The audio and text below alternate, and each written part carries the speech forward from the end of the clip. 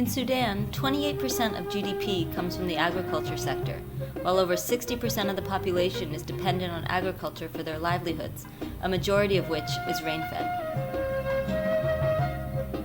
Recently, the unreliable nature of rainfall, together with its concentration within short growing seasons, has heightened the vulnerability of Sudan's rain-fed agricultural systems to more frequent and intensive drought.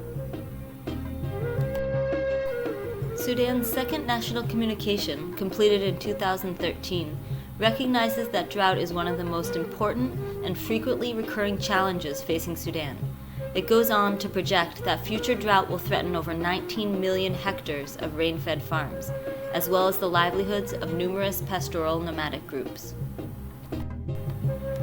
Between 2003 and 2007, Sudan undertook a process of preparing the National Adaptation Program of Action, or NAPA. This document identified 5 regions within the country which were specifically vulnerable to climate change impacts, one of which currently lies in South Sudan. It then identified priority measures for addressing these vulnerabilities.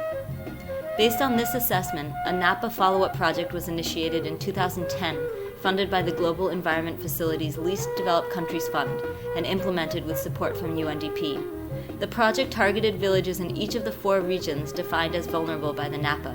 Each village demonstrated different types of agricultural and water harvesting technologies to improve resilient livelihoods.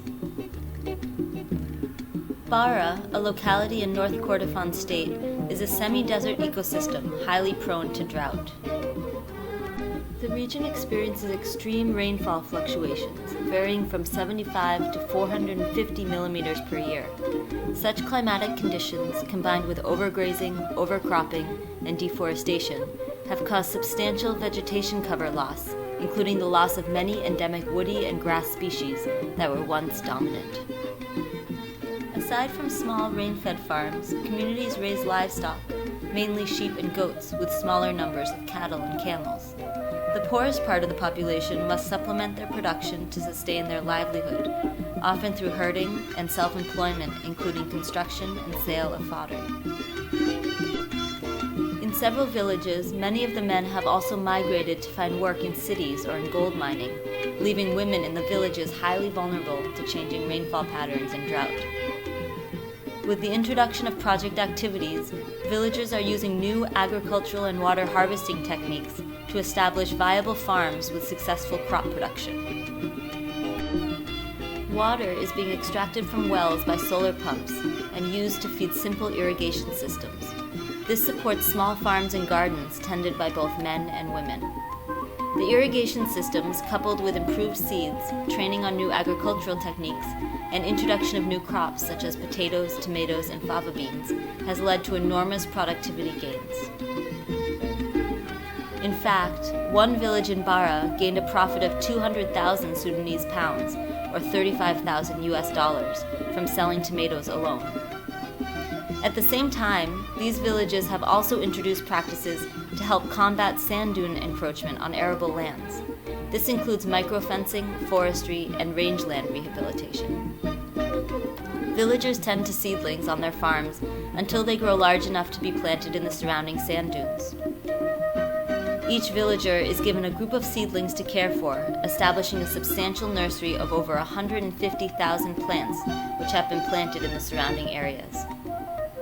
Training has also been provided on livestock care, including animal vaccinations and nutrition, as well as building chicken coops. This has created healthier animals, which lead to higher productivity and profits. In one village, production of milk increased by more than 400%. One of the reasons for so many successful results in the villages of North Kordofan is the ownership of the villagers themselves. The project is implemented through village development committees, which are self-organized groups within each village. Each group leads the implementation of a different activity area in the village, whether it's livestock, new seed planting, water storage, sand dune fixation, or another activity. The groups also inform priority setting and future planning. Regular meetings are held with the village development committees to share progress updates, identify additional activities, and define next steps.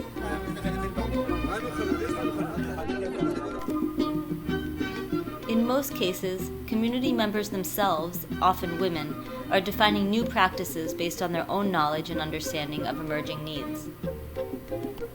In the village of Foja, community members decided to establish an aquaculture system which breeds tilapia for both consumption and sale, while also contributing nutrients to the surrounding ecosystem. Most villages have also established a revolving fund based on a microfinance scheme. This provides microcredit to villagers for investment in adaptive approaches and technologies, leading to further productivity and profit, which is then reinvested into the fund. These are just some examples of the interventions being implemented and the results being seen in villages throughout the Baro locality in North Kordofan. A second phase of this project, funded by the Government of Canada, is currently being initiated and will run through 2016. This phase will provide an opportunity to consolidate results and replicate the successful approaches in other villages within these vulnerable regions of Sudan.